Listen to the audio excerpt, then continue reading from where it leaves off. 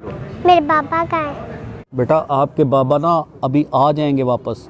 Uncle teacher ने बोला school fees दो।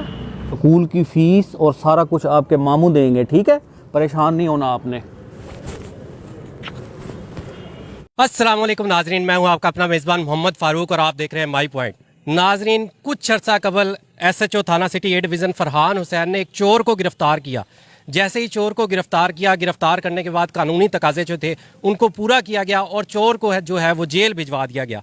इसी दौरान SHO साहब के पास चोर की फैमिली आती है जिसकी एक छोटी सी बेटी होती है तकरीबन 3-4 साल की, जो SHO को बोलती है कि मेरे बाबा को छोड़ दे। SHO के दिल में रहम आता है। SHO इस फैमिली की इंक्वायरी करवाता है। जब इंक्वायरी की जाती है तब मालूम पड़ता है कि ये कोई आदी चोर नहीं था, बल्कि हालात से दिल बर्दाश्ता होकर इसने चोरी की। तब SHO सिटी ए डिवीज़न फरहान हुसैन जो है अपनी तनख्वाह से चोर के बच्चों की स्कूल की फ़ीसें अदा करते हैं। उसका 3 माह का जो है मकान का किराया देना होता है वो भी अपनी जेब से अदा करते हैं और इसके अलावा उसके घर का राशन पानी भी पूरा करवा कर देते हैं। इस वक्त SHO फरहान हुसैन हमारे साथ मौजूद है। आइए इनसे बात करते हैं कि किस तरह इन्होंने जो है चोर के घर का खर्चा चलाया।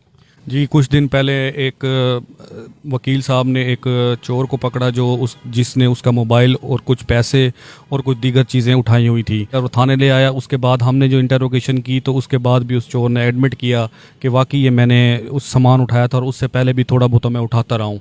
तो उसके बाद हमने FIR दे के मुलजिम को जुडिशल किया। जुडिशल करने के बाद ये छोटी सी नन्ही परी है जन्नत, तो ये मेरे पास आई तो इसने मुझे बताया कि मेरे घर में तो हमारे खाने को कुछ नहीं है और इसके अलावा मेरी स्कूल की फ़ीसेज़ वगैरह हैं वो भी मेरे पापा ही भरते थे, तो वो अब कहाँ है वो। तो फिर मैंने बच्ची को ये तो नहीं बताया कि वो कहाँ है। मैंने इतना कहा है बच्ची को पापा आपके आ जाएंगे। हमने मैरी रोज सब इंस्पेक्टर और सजाद ASI के ज़रिए मैंने इनके घर की इंक्वायरी कराई तो वाकई पता चला कि वो आदि चोर नहीं था, तो वो ज़रूरियात पूरा करने के लिए ही चोरी वगैरह करता रहा है।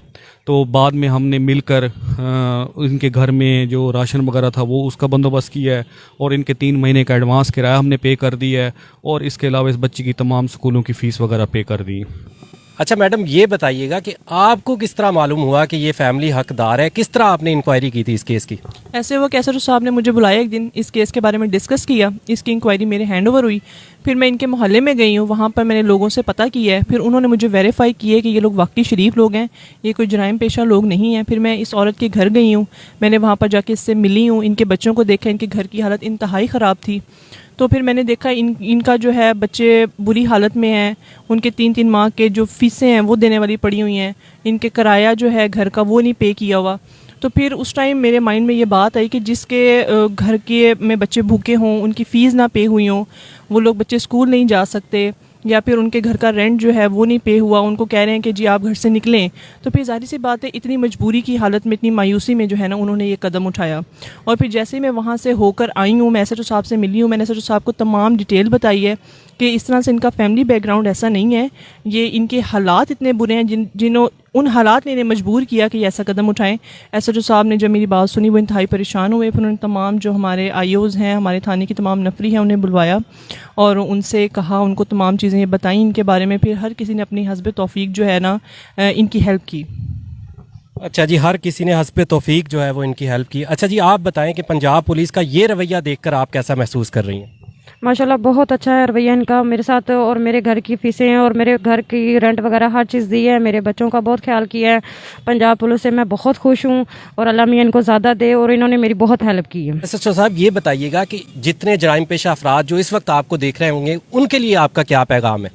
जी बिल्कुल, उनके लिए पैगाम है कि वो जुर्म करके ये ज़रूर सोचा करें या फ़र्ज़ करो उनके जहन में ये लाजमी आना चाहिए कि मेरे पीछे मेरी फैमिली का क्या होगा। फैमिली इस तरह ही परेशान होती है, पीछे बच्चे ऐसे परेशान होते हैं।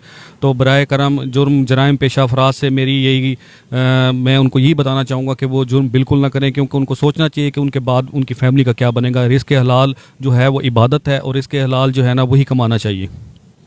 अच्छा SHO साहब, ये भी बताइए जो आपकी इस वीडियो को देख रहे हैं उनको भी कोई पैगाम देना चाहेंगे आप? जी बिल्कुल, ये पैगाम देना चाहूँगा कि अपने इर्द गिर्द के माहौल पे नज़र रखें और देखा करें कौन सी ऐसी फैमिली है जिनकी हेल्प करना ज़रूरी है। खैरात और सदक़ात वगैरह के हकदार हैं, उनको लाजमी दिया करें। उनको ये चीज़ें ना देने की वजह से जो है ना माशरे में ये बिगाड़ भी पैदा हो रहा है और माशरे के अंदर जराइम भी बढ़ रहे हैं और वो लोग भी चोरी चकारी कर रहे हैं जिनके बारे में तवक्को भी नहीं की जा सकती कि वो भी कभी ऐसा करेंगे।